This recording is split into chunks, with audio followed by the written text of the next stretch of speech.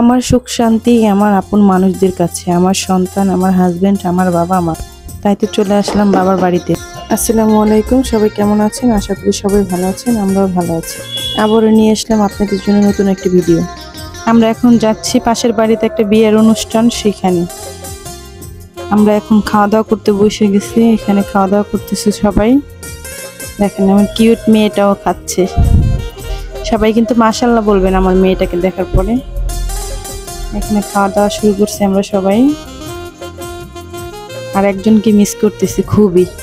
কাকে জানেন? আপনাদের ভাইয়াকে। কারণ আপনাদের ভাইয়া আমাদের সাথে আসেনি, শুধু আমি আর রাশপি আসছি তার নানা বাড়িতে। আমরা আসছিলাম একটু বেড়াইতে তাদের বাড়িতে, কিন্তু মাঝখানে আবার বিয়ের অনুষ্ঠান পড়ে গেছে। এখন তারা তো আর আমাদের রাইখা যাবে না, আমরা ওদের সাথেই নিয়ে গেছে। এখানে আমাদের খাওয়া দাওয়া সব শেষ। আমি আর রাশপি একটু দুষ্টুমি করতেছিলাম, আর সবাই একটু হাসাহাসি করতেছিল আমাদের নিয়ে, ভিডিও করতেছিলাম। এখানে ঘুরতে গেছিলাম আমরা, হাঁটতে হাঁটতে সবাই চলে গেছিলাম। একটা বাগান বাড়ি আছে সামনে আমাদের, সেইখানে যাওয়ার জন্য। এখন সেইখানে আমরা সবাই যাব। দেখেন আমার মেয়েটা কত ঢং করতেছে। এই তো আমরা চলে আসছি বাগান বাড়িতে।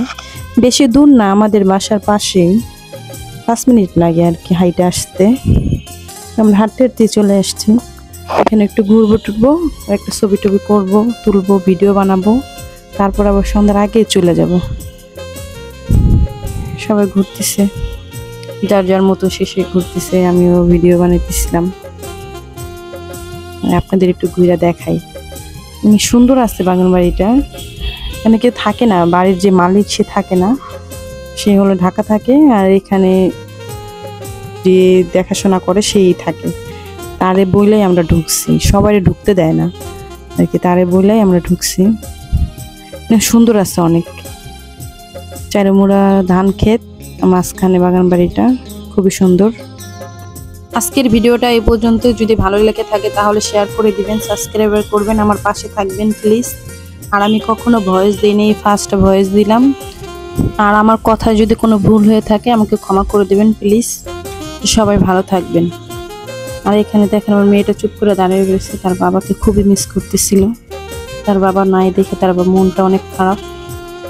সবাই ভালো থাকবেন, আল্লাহ হাফেজ।